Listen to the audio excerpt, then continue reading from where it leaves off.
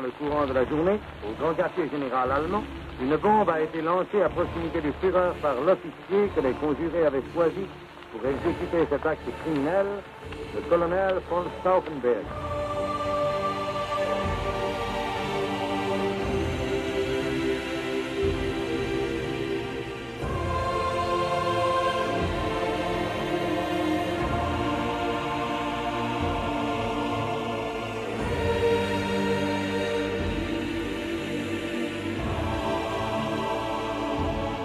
« 2000 ans d'histoire ».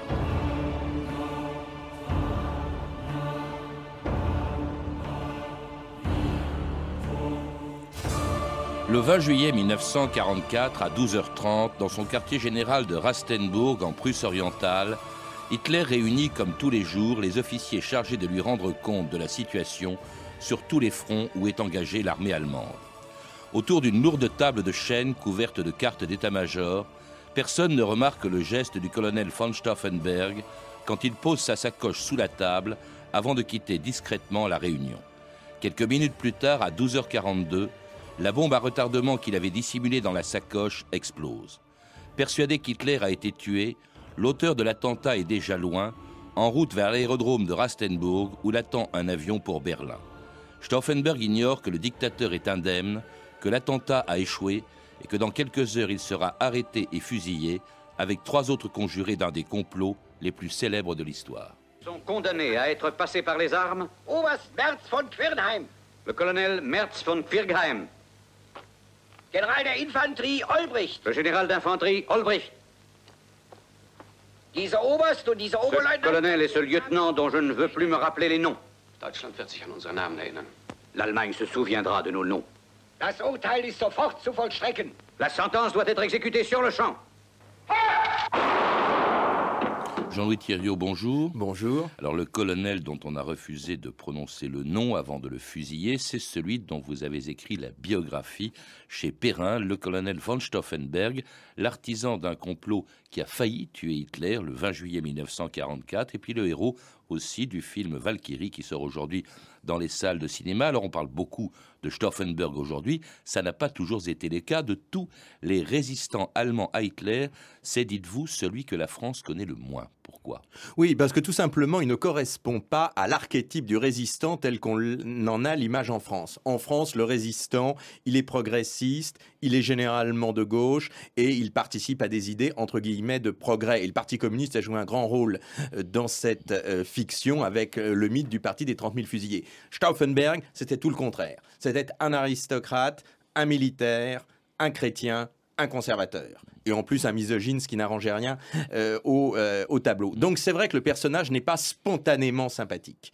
Et c'est pour ça qu'on le connaît peu en France. L'Allemagne l'a découvert beaucoup plus tôt. L'Allemagne a gardé son nom, mais la France le découvre à l'occasion de ce film. Il n'y avait aucune biographie à ce jour, en dehors d'une traduction en 1966 en France. Alors, il est né, vous le rappelez, en 1907 à Stuttgart. Il n'a que 11 ans, donc à la fin de la Première Guerre mondiale, qui a traumatisé tous les Allemands, mais lui-même aussi. Comme beaucoup d'Allemands, il est choqué non pas seulement par la guerre, mais aussi par la défaite de 1918. Ça a été un traumatisme également pour le tout jeune Stauffenberg. Ah oui, on ne comprend rien à Stauffenberg si on ne comprend pas que le jeune enfant, enfin l'enfant de 11 ans ou le jeune adolescent qu'il est, a connu successivement, mesuré le peu, 1. La défaite. 2. La chute d'un empire allemand qui était considéré comme un des plus grands de la Terre.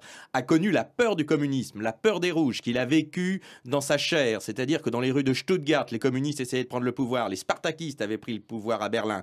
Il a un de ses oncles qui est fusillé par les soviets de Munich. Donc sa jeunesse, c'est la défaite et la peur. Et ensuite, c'est la crise de la République de Weimar, c'est-à-dire le chômage, c'est-à-dire le désarmement de l'Allemagne, c'est-à-dire un échec terrible.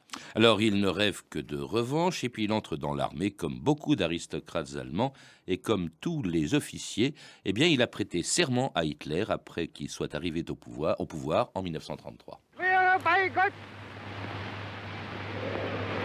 Je fais devant Dieu le serment sacré d'obéissance absolue au Führer, du Reich et du peuple allemand, Adolf Hitler, dem Oberbefehlshaber der Wehrmacht. Chef suprême de la Wehrmacht. Feuer! Feuer! Alors ce serment de fidélité, Stauffenberg à Hitler, Stauffenberg l'a prononcé en 1934, vous le rappelez, Jean-Louis Thériault, non pas seulement parce qu'il était obligé de le faire ou par opportunisme, obligé de le faire parce que les officiers allemands devaient prêter serment à Hitler, mais avant de vouloir tuer Hitler, il l'a admiré, Jean-Louis Thériault. Oui, on a voulu dire... C'est peut-être aussi ce qui fait que c'est un héros très particulier, voilà. Quand même. Non, mais ça n'est pas un profil de médaille, ça n'est pas une icône. Il a été séduit par le national-socialisme, ou en tout cas séduit par ce qu'Hitler apportait à l'Allemagne et ce qu'on pourrait qualifier à l'époque, et je mets évidemment des guillemets, des succès du national-socialisme, c'est-à-dire le retour de l'ordre, le retour à la prospérité. Il y avait 7 millions de chômeurs en 1933 en Allemagne, il y en a 1 million en 1935, le réarmement... Il y aura 6 millions de morts plus tard. Hein. Et voilà, exactement. C'est pour ça que j'avais bien mis les succès entre guillemets, et c'est un succès fictif puisque c'est grâce à une économie de guerre, mais ça c'est un autre problème. C'est l'occupation, la réoccupation de la Rhénanie, l'Anschluss, la réunion de l'Autriche et de l'Allemagne, tous ces succès-là, et enfin l'annexion des Sudètes. Donc tous ces succès-là font qu'il est séduit par la loi, l'ordre et la grandeur allemande qui semble revenir. Je crois même qu'il a fait partie de ces officiers qui ont entraîné les SA, les troupes d'assaut de Hitler. Oui, alors qu'il n'en fait pas partie. Non, alors sachant qu'il le fait et qu'il écrit d'ailleurs dans un texte que ce n'est pas du tout parce qu'il soutient, qu'il souscrit à l'idéologie nazie qu'il le fait, mais que ça fait des supplétifs, étant donné que l'armée de la République de Weimar était limitée en nombre d'hommes. Donc ça n'est pas une adhésion en tant que telle. Alors on va le voir dans votre livre évoluer dans ce domaine. Et il y a quelque chose qui le fait évoluer, c'est l'antisémitisme des nazis, et surtout quand il se manifeste brutalement dès 1938, le moment de la nuit de cristal. Alors à ce moment-là, il écrit, il parle d'excès indignes et meurtriers qui tourneront le monde entier contre l'Allemagne. Cette nuit de cristal l'a beaucoup marqué. Ah oui, c'est le vrai basculement. Il connaissait mal le national-socialisme. On sait qu'il n'avait pas lu Mein Kampf, et lorsqu'il rentre à la Kriegsakademie, il demande à sa femme de lui acheter dans une édition bon marché parce que, dit-il, c'est une cochonnerie. Donc ça veut dire qu'il n'était pas marqué par l'idéologie. Et puis il découvre à Bamberg, là où il était en garnison, les synagogues qu'on brûle, les pogroms, etc. Et à partir de ce jour-là, en conscience, il n'est plus pro-nazi. Alors il se comporte en officier loyal, mais déjà, il a franchi une partie du chemin qu'il mènera à la résistance. Ce qui est curieux, c'est que, par exemple, il réprouve, il considère que l'Allemagne n'est pas prête, l'entrée en guerre. Mais quand elle se déclenche, quand il voit les premiers succès militaires de l'Allemagne nazie, au début, effectivement, elle était gagnante sur tous les fronts, alors là, il va se battre. D'ailleurs, il va se battre avec courage. Il faut rappeler que cet homme, il a été très grièvement blessé en Tunisie, il a perdu un œil et un bras, il se bat. Mais alors, il est profondément écœuré, là encore, quand il apprend ce qui se passe sur le front de l'Est, les premiers massacres de Juifs. Oui, c'est le moment où il entre vraiment, où il prend la décision d'entrer en résistance active, c'est quand il découvre 3 choses. 1, la conduite désastreuse de la guerre. 2, les massacres de Juifs, notamment à Borisov, où il apprend ce que font les Sonderkommandos sur les arrières de la Wehrmacht, et surtout qu'il apprend la solution finale grâce à un de ses amis, Helmut James von Moltke, où il apprend ce qui se passe à Auschwitz. Et de ce moment-là, il dit qu'il n'y a qu'une seule solution, c'est de tuer oui, il le dit, Hitler. il l'écrit, il l'écrit en 1942. Alors, ça pose évidemment un problème chez cet homme qui est très croyant, qui est très attaché au serment. Évidemment, vouloir tuer Hitler et surtout passer à l'action, c'est évidemment trahir ce serment, ce qui n'est pas facile. Il va passer même à ses propres yeux pour un traître. Oui, et c'est, je crois, l'un des éléments passionnants de la vie de Stauffenberg, c'est que il avait à choisir, pour reprendre le mot de Camus que j'aime beaucoup, s'il y a à choisir entre la justice et ma mère, je choisirai toujours ma mère. Et là, Stauffenberg n'a pas choisi sa mère, il a choisi la justice. Et ça, il a pu le faire grâce à sa foi catholique, qui a été chez lui un élément de liberté et d'intelligence rationnelle. C'est-à-dire qu'au nom de saint Thomas d'Aquin, du tyrannicide, où dans certains cas la guerre est injuste et on peut se soulever contre les autorités légitimes, il décide d'entrer en résistance. Et il en parle aux autres conjurés qui l'emmènent avec lui. Oui, effectivement, il se joint à d'autres officiers et des généraux, même qui complotent déjà d'ailleurs depuis longtemps contre Hitler. Il faut nous opposer à Hitler maintenant et le renverser. Et après? Après qu'Hitler aura été renversé. Excusez-moi, qui est cet homme? Le colonel Stauffenberg nous a rejoint pour remplacer Ostersk. Il a été affecté à l'office général de l'armée de terre au Bendlerblock. Beaucoup d'entre nous auraient pu faire partie du premier cercle d'Hitler. Et nous avons refusé, colonel. Le peuple sait que pour nous, les principes passent avant l'intérêt. Nous avons le respect du peuple et celui de l'armée.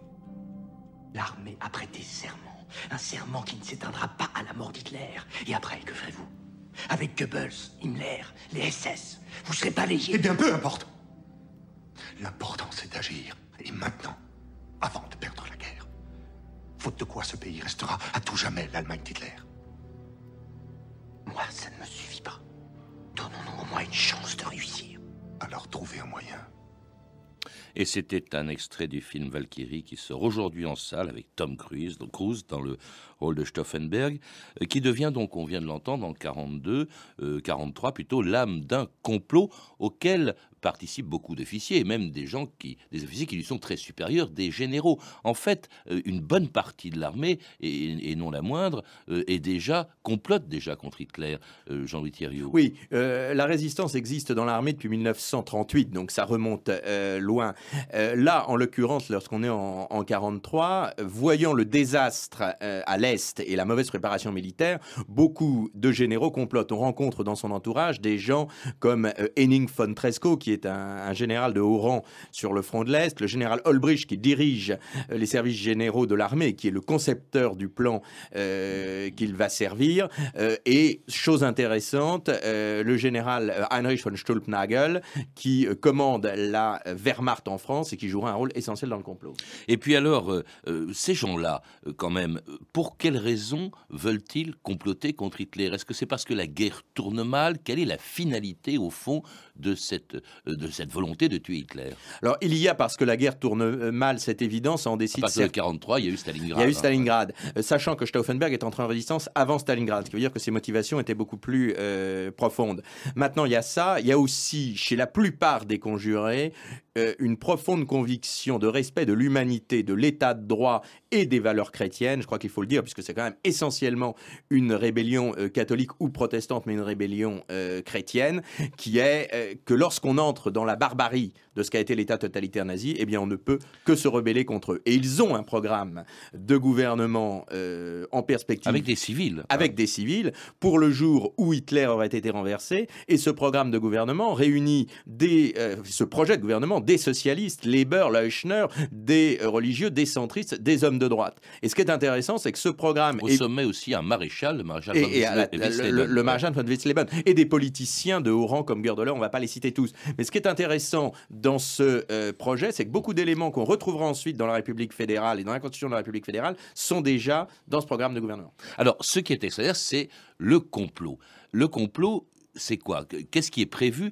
En fait, vous le rappelez, Jean-Louis Thiriot, il s'agit d'utiliser contre Hitler le plan Valkyrie, qui devait servir en cas de troubles intérieurs. C'est ça le plan Valkyrie? Oui, c'est le génie d'organisation du général Olbricht et de Stauffenberg, qui était son chef d'état-major, qui était d'utiliser un plan voulu par le Führer en cas de troubles, d'insurrection, de soulèvement de camps de prisonniers, dans lequel l'armée devait prendre tous les pouvoirs, et de retourner ce plan contre le Führer lui-même, l'armée étant utilisée pour prendre le contrôle du parti nazi, de la SS, de la Gestapo, etc. Et tout le plan pouvait ainsi être développé à l'état-major sans que les sbires de la Gestapo ou d'autres services secrets ne s'en rendent compte. Et c'était ça le plan Valkyrie. Ce qui est étonnant quand même, c'est le nombre de participants à ce complot. On est quand même très surpris, d'autant plus qu'il y a eu des tentatives, une tentative avortée le 15 juillet, que vraiment il soit passé inaperçu de la Gestapo, Jean-Louis Thiriot. Oui, je crois qu'il y a deux types de comploteurs. Les politiques, la Gestapo et la SS en tout cas savaient quelque chose,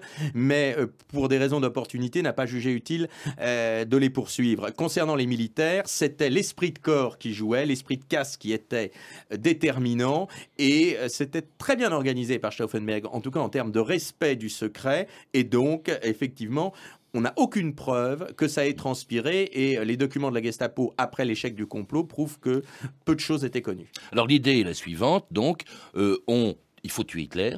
On annonce sa mort, on profite de sa mort pour l'attribuer à je ne sais trop quel complot communiste, etc. Enfin, et on déclenche le plan Valkyrie qui permettra aux conjurés de s'emparer du pouvoir, de tous les points stratégiques du pouvoir en Allemagne, d'arrêter les SS, etc. Alors, il faut tuer Hitler. C'est Stauffenberg qui est à la fois le chef du complot et celui qui va le mettre en application en partant lui-même à Rastenburg. C'est là que se trouve le quartier général de Hitler. En tant qu'adjoint du général commandant de l'armée de l'intérieur, il est donc convoqué par Hitler lui-même.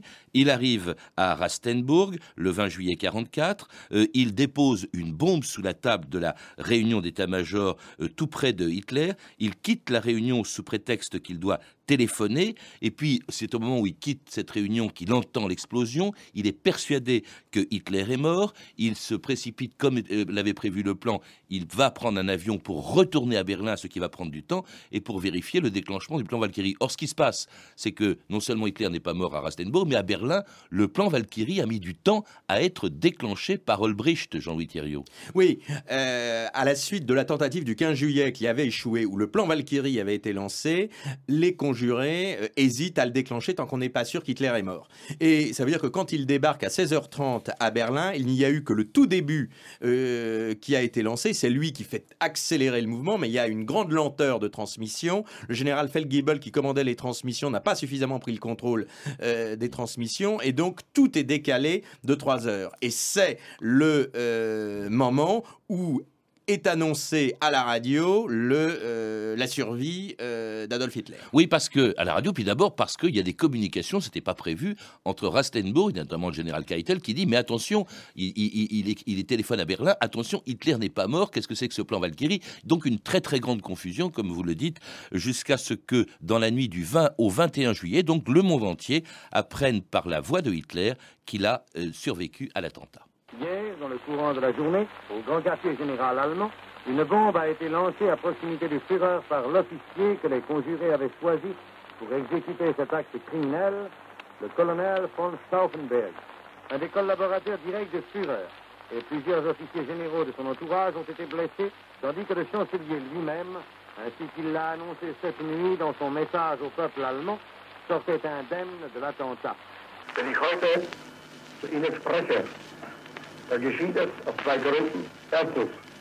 Si je m'adresse à vous aujourd'hui, c'est pour 2 raisons. D'abord, pour que vous puissiez entendre ma voix et constater que je ne suis pas blessé. Ensuite, pour que vous connaissiez ce crime qui n'a pas d'égal dans notre histoire.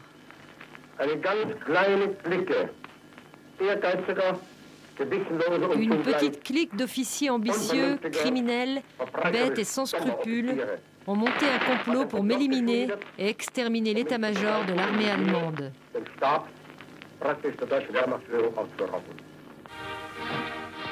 Et c'était Hitler, donc, dans la nuit du 20 au 21 juillet 1944, à 1h du matin, annonçant lui-même donc qu'il a survécu, ce qui met évidemment fin au complot. Cela dit, au moment où Hitler parle, ça fait déjà 1 heure à peu près que Stauffenberg a été arrêté et exécuté. Ça a été de manière très, très rapide. Oui, ça s'est fait très rapidement. À partir du moment où la certitude est arrivée à l'état-major des conjurés et qu'Hitler avait survécu, le général Fromm, qui commandait l'armée de réserve et qui avait été mis aux arrêts par son propre subordonné, Stauffenberg et Olbricht, pour prendre le contrôle dans le cadre de l'opération Valkyrie, est libéré par un certain nombre de membres de son état-major, donc il est à peu près 22 heures. Un échange de coups de feu a lieu dans les locaux de l'état-major. Stauffenberg est légèrement blessé. Et là, le général Fromm, qui savait ce qui se tramait dans son dos, qui s'est bien gardé de se mouiller tout en disant finalement, si ça marche, je me rallie, je serai de votre côté, et qui était prêt à voler au secours de la victoire, là se rend compte que c'est sa tête qui risque de tomber s'il ne fait pas preuve de la fermeté nécessaire. Il craint que Stauffenberg parle en disant je suis au courant, et donc il se constitue en conseil de guerre et fait fusiller immédiatement dans l'heure qui suit les 4 principaux conjurés que sont Stauffenberg, Olbricht, Heften et son propre chef d'état-major Merz von Kirnheim, qui sont fusillés vers minuit, minuit et demi, Bendler Block, à la lumière des projecteurs. Le général Beck, qui avait vocation à être le futur chef de l'État, lui est à se suicider, il se rate et donc il est abattu du coup de grâce dans la Benlerstrasse. Tout ça a raté parce que Hitler n'est pas mort. Comment expliquer que cette bombe déposée par Stauffenberg, tout près de Hitler, n'est pas explosée, enfin qu'elle a explosé, mais qu'elle n'ait pas tué Hitler? C'est la tragique logique du grain de sable dans l'histoire. Toute une série de causes ont joué, ce qui fait que ça n'a pas marché. Première raison, le général Stauffenberg était handicapé à la suite d'une blessure. Le colonel Stauffenberg, pardon, était handicapé à la suite de la blessure qu'il avait subie en Tunisie et il avait beaucoup de mal à amorcer les bombes avec des détonateurs chimiques. Il y en avait deux. Il y en avait deux et il n'a eu le temps de n'en amorcer qu'une. Deuxième raison liée à cela, visite impromptue de Mussolini au quartier général d'Hitler en Prusse orientale, qui fait que la réunion, au lieu de se tenir à 13h, se tient à 12h30, et donc Stauffenberg n'a pas le temps d'amorcer justement les deux bombes. Troisième raison, la réunion qui se tient habituellement dans un bunker, où l'effet de souffle fait qu'une seule bombe aurait été suffisante, se tient dans un baraquement à l'extérieur, et donc l'effet de souffle est atténué, et on ne risque pas le blast qui détruit les poumons. Quatrième raison, la sacoche posée par Stauffenberg tout près d'Hitler, où en plus il avait eu le génie de dire, étant donné que je suis presque sûr, il faut que je sois à côté du Führer, et déplacé par un officier qui arrive là, et donc la bombe explose plus loin, protégeant Hitler par un piétement de béton. Donc tous ces petits grains de sable font que la bombe explose et que l'attentat échoue. Et ce qui est terrible, c'est que les conjurés avaient prévu soit un attentat qui réussit, soit pas d'attentat du tout. Mais ils sont complètement surpris par ce qui se passe, c'est-à-dire un attentat qui a lieu et qui est raté. Et qui est raté, Hitler fait évidemment aussitôt rechercher, arrêter tous les membres du complot qui seront au mois d'août traduits devant un soi-disant tribunal du peuple présidé par le redoutable Roland Freisler, un ancien communiste converti au nazisme et qui insulte les conjurés avant de les condamner à mort.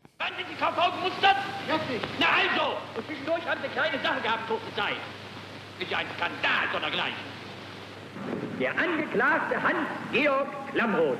Hans-Georg Klamroth. Haben Sie dem Führer den Eid geleistet? Vous avez prêté serment à Hitler? Jawohl. Ja, und zwar oui. Als Parteinosse und als Soldat. Jawohl. En tant que membre du parti et soldat? Oui. Les traîtres, Karl Gördler, Wilhelm Leuschner, Joseph Wirmer et Ulrich von Hassel, au nom du peuple, du Führer et du Reich, condamnés à mort. Et c'était 4 des 200 conjurés du complot de Stauffenberg, dont la plupart seront condamnés à mort et exécutés, on vient de l'entendre, à la suite de ce tribunal de Freisler, exécutés de manière absolument atroce. Vous le rappelez dans votre livre, Jean-Louis Thiriot. Oui, Hitler était évidemment furieux de ce coup d'État. Il ne faut pas oublier que le chant qui avait marqué l'ascension au pouvoir d'Hitler était le Heereswessellied, qui commençait ainsi « Gegen die Rote Front und die Reaktion », contre le front rouge et la réaction, c'est-à-dire les deux bords. Et donc pour lui, ce complot, c'est le complot de la réaction. Il est décidé à avoir une justice féroce. Il met en place la responsabilité clanique, c'est-à-dire que ce sont les familles mêmes des conjurés qui sont poursuivis. Les conjurés eux-mêmes passent devant ce fameux tribunal avec Freisler appelé de manière gourmande par Hitler notre Wyszynski, l'homme des procès des purges de Moscou, et il exige des exécutions particulièrement cruelles, les conjurés devant être pendus, je cite l'expression d'Hitler, comme des quartiers de viande, et donc les exécutions ont lieu par pendaison à la prison de Plötzensee. Les conjurés sont accrochés à des crocs de boucher avec des cordes de piano pour qu'ils se sentent mourir en descendant et en remontant. Ça, c'est la phrase de Hitler, hein, pour qu'ils se sentent mourir. Il faut qu'ils se sentent mourir. Et surtout, et là, on voit le caractère du personnage, enfin ça ne surprendra personne, mais il avait demandé que soient installés des projecteurs et une caméra pour filmer toutes les exécutions, et elles ont été filmées, et le soir, il se faisait présenter les films soit à Rastenburg, soit à la chancellerie. Donc dans Berlin en flammes, vous aviez un Führer Adolf Hitler qui se repaît de voir pendre ses adversaires. Et humilié, par exemple, il y a ce maréchal Wisleben qui était au plus haut gradé du complot, qui est traduit devant ce tribunal de Freisler. Et on lui enlève ses bretelles pour qu'il perde son pantalon, oui, et qu'il soit obligé de et surtout, Freisler lui dit, remettez remettez votre pantalon, vieux dégoûtant. Enfin, c'était vraiment abominable. Alors, ça, c'est pour ceux qui ont été condamnés à mort, exécutés. Beaucoup d'autres vont se suicider ou tenter de se suicider. Parce que, par exemple, le plan Valkyrie a commencé à fonctionner en France avec le général von Schulte-Nagel qui va ensuite être poussé au suicide. Oui, en France, il se passe quelque chose d'inouï et qui peut intéresser le public français. C'est que le général von Schulte-Nagel fait arrêter les SS et la Gestapo à Paris, et 1200 SS et membres de la Gestapo sont arrêtés le soir du 20 juillet à Paris et mis aux arrêts. Puis le coup d'État échouant, ils sont libérés ensuite. Mais ça veut dire que la Wehrmacht prend bien le pouvoir sur les nazis. Et Schulte-Nagel, quand il voit que ça a échoué, effectivement se suicide, va à Berlin, se tire une balle dans la tête sur le champ de bataille où il avait fait ses... À Verdun, vous voulez dire. À Verdun, oui. À Verdun. À Verdun, sur le champ de bataille où il avait fait ses premières armes. Et alors là, comble de l'horreur, il se rate, il devient aveugle, et 3 semaines après, il sera pendu comme les autres à Plötzensee. Il y en a d'autres aussi. Il y a le général von Tresckow qui joue un rôle important dans le film d'aujourd'hui, dans le film Valkyrie. Tresckow qui se suicide lui aussi sur le front russe. Rommel aussi, on a dit qu'il était mêlé à cette affaire, Jean-Louis Thiriot. Oui, Rommel était mêlé. Alors on ne sait pas ce qu'il savait exactement sur l'attentat. En tout cas, ce qui est clair, c'est qu'il voulait une alliance avec les Américains, et avant sa blessure le 17 juillet, il avait dit de toute façon, si Hitler n'entend pas raison, j'ouvre le front de l'Ouest, je mets d'accord avec les Américains et nous marchons sur Berlin. Et il a été obligé de se suicider en novembre 1944. Est-ce que ça a servi à quelque chose? Admettons même que Hitler ait été tué, que le plan Valkyrie ait fonctionné. L'Allemagne, quand même, ne pouvait plus gagner la guerre. Le 20 juillet, cet attentat du 20 juillet se déroule à peine 1 mois et demi après le débarquement en Normandie. À quoi rimait ce complot? Est-ce que ça avait un sens, au fond, Jean-Louis Thiriot? Le but n'était pas de gagner la guerre. Très clairement, les hommes du 20 juillet savaient que la guerre était perdue. Le but était d'arrêter l'hécatombe et le massacre, et le but était que les atrocités nazies cessent. Et ça avait un sens, puisque entre le 20 juillet et mai 1945, il y a eu davantage de morts en Allemagne qu'il y en a eu pendant toute la période précédente, 4 millions de morts, 1,5 million de juifs morts dans les camps de concentration, sans parler des pertes pour les Alliés. Donc oui, ça avait un sens, et ça n'est devenu symbolique que parce que le complot a échoué, et donc c'est devenu un combat pour le symbole. Oui, mais c'était important. Il y a cette très belle formule que vous citez du général von Tresckow, qui était un des conjurés, et qui, avant de se suicider, avait dit cette phrase: « Dieu avait promis à Abraham d'épargner Sodome s'il s'y trouvait seulement 10 justes. J'espère que grâce à nous, Dieu ne détruira pas l'Allemagne. » C'était ça, au fond, être parmi les rares justes qui se sont opposés à Hitler. C'était montrer qu'il existait des justes en Allemagne, et je crois qu'ils l'ont fait. Alors, est-ce qu'aujourd'hui encore, en Allemagne, on pense à eux? Après, ils étaient accusés de trahison à l'époque. Oui, il y a une réhabilitation de leur mémoire. C'est-à-dire que non seulement ils ne sont plus considérés comme des traîtres, mais ils sont considérés comme ceux qui ont fait le pont entre l'ancienne Wehrmacht et la nouvelle Bundeswehr. Il y a d'ailleurs des casernes qui s'appellent Stauffenberg aujourd'hui. Merci Jean-Louis Thiriot. Pour en savoir plus, on peut lire, il faut lire même votre biographie passionnante consacrée à Stauffenberg et qui vient de paraître chez Perrin. À lire également La résistance allemande à Hitler de Joachim Fest et Nous voulions tuer Hitler de Philippe Freyer von Boslager, tous deux publiés également chez Perrin. La chance du diable, le récit de l'opération Valkyrie de Yann Kershaw chez Flammarion et Opération Valkyrie de Jean-Paul Picaper aux éditions de l'Archipel. Et enfin un numéro hors série passionnant du Figaro intitulé « Ils ont voulu tuer Hitler », actuellement en kiosque. Vous avez pu entendre un extrait du film Valkyrie de Bryan Singer avec Tom Cruise dans le rôle de Stauffenberg et qui sort aujourd'hui dans les salles. Vous pouvez retrouver toutes ces références par téléphone au 32 30, 34 centimes la minute ou sur le site franceinter.com. C'était 2000 ans d'histoire. À la technique, Céline Bonhomme et Yann Bouillot. Documentation et archives, Emmanuel Fournier, Clarisse Le Gardien et Franck Olivard. Une réalisation de Anne Kobilac.